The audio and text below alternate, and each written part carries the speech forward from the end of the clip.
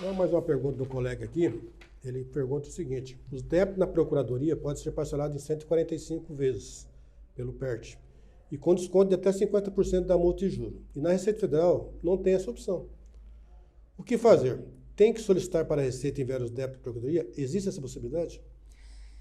Não, essa análise aí, essa questão aí do envio dos débitos para a Procuradoria, ela também é feita numa outra delegacia que não é a delegacia de Curitiba. Mas assim, o que eu posso dizer? Tem que fazer o pedido para a Receita, né?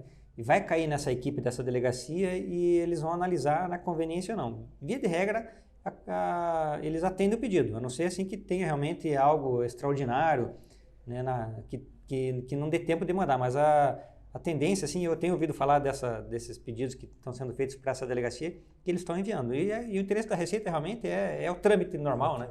A gente tem um prazo lá para enviar para a Procuradoria e a gente busca a todo custo seguir esse prazo. Então, quando alguém pede, é o natural, né? Então, faça um pedido que ele vai ser analisado. Né? Certo. Eu acho que nesse dentro do que o Dr. Márcio falou, acho que é interessante, ele não sei se está previsto, né? Ele falar a respeito de como está essa subdivisão dos trabalhos da Receita, né? Interessante isso.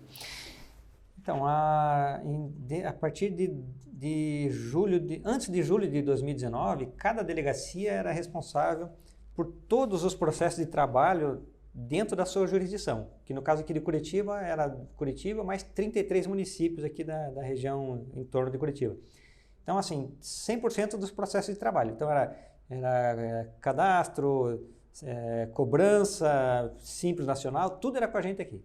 A partir de julho de 2019, houve uma mudança. 2020. Houve uma mudança e houve uma regionalização desses processos de trabalho. Então, cada delegacia agora cuida de alguns processos de trabalho para toda a região, que no nosso caso aqui é Paraná e Santa Catarina. Então, por exemplo, a delegacia de Curitiba não cuida mais da cobrança, que faz o envio dos débitos para a Procuradoria. Ela cuida, por exemplo, da malha pessoa física, de toda a nona região, de todo o Paraná e Santa Catarina. Então, aí, por isso essas questões, assim, às vezes a gente tem alguma demanda ali, dá para mandar o débito lá para a Procuradoria? A gente pode até encaminhar, né, lá para a delegacia responsável, mas não é a nossa delegacia que faz esse trabalho. E isso facilitou muito o trabalho da Receita. A gente vinha num processo de perda constante, grande de servidores. Algumas delegacias estavam num descompasso muito grande e a movimentação de servidores não era possível. Então, alguns processos de trabalho estavam assim explodindo, né? Em algumas delegacias e muito melhor em outras, e até a forma de trabalhar. E com essa regionalização a gente buscou, assim, qual é a delegacia que faz muito bem determinado trabalho? Qual é a delegacia que faz simples muito bem? Então, a tendência que a gente buscou foi movimentar esse processo de trabalho para essa delegacia. E isso está tendo um resultado muito bom mesmo. E assim, claro, a gente tem muita coisa ainda para fazer, mas os nossos processos estão muitas equipes já em fluxo. Né? Em Curitiba, praticamente tudo em fluxo. O senhor acha que dessa forma está surtindo efeitos? Muito mesmo. A gente ficou assim, bastante surpreso. Isso também foi um pouquinho acelerado por conta da pandemia, né? que trouxe, levou o servidor para o teletrabalho, e no teletrabalho ele trabalhou em casa. A gente percebeu assim, que teve um aumento muito grande da produção, assim, quase que dobrou a produção, então também ajudou bastante. E também automatizando nossos processos de trabalho. E acho que em pouco tempo aí, todas as nossas equipes vão estar em fluxo. Claro que é sempre, né, dinâmico, né? Daqui a pouco a gente perde servidor, né? Tem uma mudança de sistema, mas assim, a tendência é que aquele passado lá que você entrava com pedido e ficava anos parado, acho que aquilo lá, assim, eu tenho esperança que está perto do fim. Até porque as pessoas não mudando muito aquilo que vai fazer a delegacia, né? Eu acho que isso aí otimiza bastante o serviço e agiliza também, né?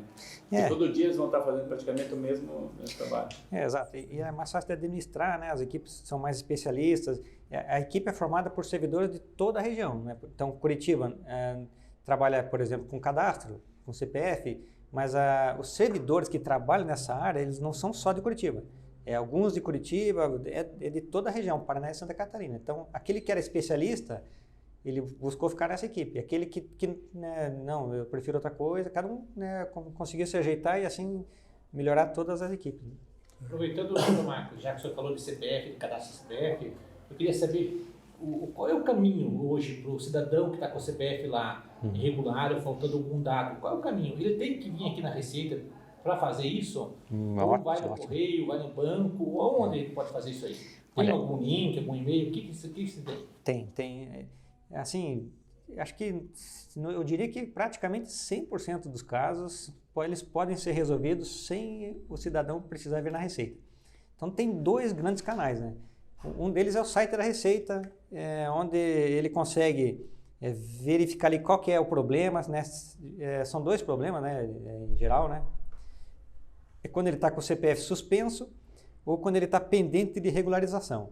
Então ele vai verificar ali a situação do CPF dele, se tiver numa dessas duas situações, se tiver pendente de regularização, via de regra é falta de entrega da declaração. Então ele faz a entrega da declaração no próprio site e já resolve. Se ele tiver suspenso, aí teria que ver qual o motivo da suspensão. É a última do ano? Será que é sempre a última do ano que dá falta da pendência? Se ele entregar, por exemplo, eu consultei meu CPF, ele está suspenso hoje. Se eu entregar a declaração de 2021, eu já consigo, será que é resolver essa situação? Não, tem que ver qual... Não, tem que ver... Não, tem que fazer todas. Tem que ver qual que é... Os últimos anos, ou ver qual... Não, tem que ver a O pendência. site da Receita mostra qual exercício que está devendo. Ele já mostra. Mostra mais. E na verdade, assim, nesse caso ele está pendente de regularização, né? Isso. Suspenso é quando, por exemplo, está com, sei lá, vou dar um chute aqui, está com um endereço, não falta o nome da mãe, por exemplo, sei lá. E aí ele vai ter que regularizar de outra forma. Daí ele pode, no próprio site onde ele faz a consulta, existe ali um link para que ele mande essa documentação, né, que precisa para a gente analisar. Ou ele pode mandar um e-mail também para a Caixa Corporativa, que é o atendimento RFB 09. Atendimento RFB, de Receita Federal do Brasil, 09, @rfb.gov.br. Mas isso no caso da suspensão, né? No caso da suspensão. E aí vem uma resposta ali do funcionário público dizendo o que é. Não, nesse caso da suspensão, ele já vai ver no site da Receita mesmo, quando ele for fazer a pesquisa lá. Já vai ver qual é o motivo da suspensão, daí ele manda lá o documento para a gente fazer lá a análise.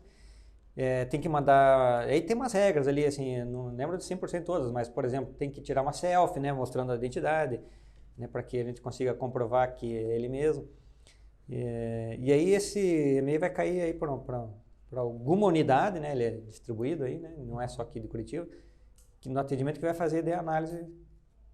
Agora esse endereço, assim, ele atualmente serve só para CPF, na nossa região. No futuro existe aí um estudo para que estenda para outros serviços também além do CPF. Então pode ser que também a gente ainda atenda outras questões ali, né? No momento só para CPF. Mas assim, o primeiro caminho é entrar no site da Receita e verificar ali qual que é o problema, né? E aqueles casos também de mulher, geralmente, que casa e depois não muda, também tem esse problema também, né? Que não muda o nome. Não muda o nome, fica o nome lá de solteira e dá problema no CPF também, né? Eu assim, particularmente não sei explicar assim com detalhes os tipos de problemas que a gente tem lá, né? Porque tem uma equipe especializada que trata desse assunto, mas assim, qualquer divergência, né? Imagino que essa aí entregou uma declaração, assim, até acho assim um pouco complicado. Entregou a declaração só se com o nome dele tiver diferente ali, né? Mas assim, se tiver algum dado da Receita no sistema divergente do real, né? Tiver faltando algum dado, título de eleitor, alguma coisa assim, a gente já vai acusar lá que vai ter uma suspensão. Eu vou fazer duas perguntas de dois contadores que mandaram para nós aqui, do Colombo, lá na minha região, que é o Luiz Carlos, que perguntou. Eu vou fazer as duas perguntas, daí você já aproveita e faz a resposta de uma vez só. Ok. Luiz Carlos pergunta assim, ó, a guia do parcelamento só pode ser emitida depois do dia 10 do mês, se no sistema parece que só pode ser emitida depois do dia 10, se não tem condição de gerar no dia 1º. Entendi. O Rubens Galvão pergunta lá, o Cicalc Web, por que não saiu o código de barra? Entendeu? Daí se o senhor tem uma previsão, se é da sua delegacia, o que o senhor possa dizer para responder o Rubens Galvão e o Luiz Carlos, que é a questão do parcelamento, a guia do dia 10. No dia 10, né? Então, na verdade, nenhum desses dois assuntos é da minha delegacia, mas eu até tenho essas informações. Eu trabalhei muito tempo com parcelamento E a questão da guia é assim, a gente tem um contrato lá com a rede bancária e o pagamento, ele geralmente, ele é no último dia do mês, né? E a Receita só recebe a informação de se houve o pagamento ou não entre 3 e 5 dias, né, depois da virada do mês, depois do pagamento. Então a gente tem um prazo assim, relativamente grande para a gente saber que foi feito o pagamento ou não, para poder emitir uma outra guia, né? Então, assim, não tem como a gente emitir antes, nesse momento, né? Eu sei que o Estado tem um convênio diferente, que o pagamento cai na hora, mas no momento a Receita ainda leva um prazo para a gente ter essa informação do pagamento dos meses anteriores. Então, por isso essa demora. Além disso, tem a questão da Selic, que ela quando vira o mês que a gente sabe qual que é a Selic, né? Então, não dá para a gente emitir o pagamento antes de saber qual que vai ser o índice lá da Selic. E a outra questão era do DARF. O DARF com código de barras, ela é uma novidade assim, bem recente ainda, né? E ainda faltam alguns ajustes, tem alguns débitos, alguns tipos de débitos, eles não ainda estão, né, com código de barras, tem lá uma diferença, eu não sei exatamente dizer quais são essas diferenças, mas é um processo que ainda está sendo aperfeiçoado e que ao longo aí dos próximas semanas já vai estar funcionando, né, contento aí. O Cical que era um programa bom, né, de muitos anos, mas a verdade é que a gente precisa se modernizar, então aí entrou agora o DARF com o código de barras, né, e vai um tempo aí até tudo funcionar perfeitamente.